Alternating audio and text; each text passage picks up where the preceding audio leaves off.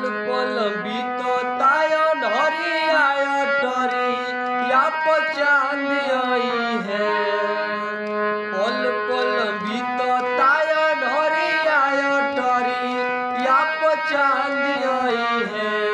तनी हम के बता दे अंजुरिया की अमिल कबा जन आई है। पल पल बीतताय हरियाय टरी या चांद आई है। तनी हम के बता दे अंजुरिया की अमिल कबा जन आई है।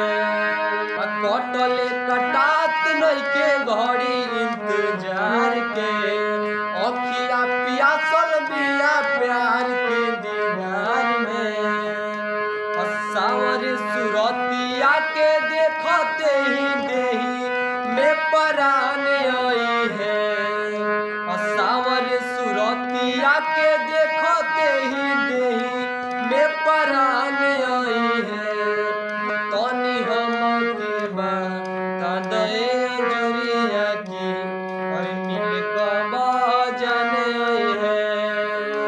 पल पल बीतताय हरियाय टरी या चांद आई है।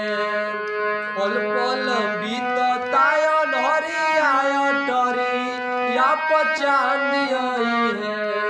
कटले कटात नइखे घड़ी इंतजार के अखिया पियासल बिया प्यार के दीवार में। सावर सुरतिया के देखते ही देही में परान आई है। तनी हम के बता दे अंजुरिया की अरे मिल कबा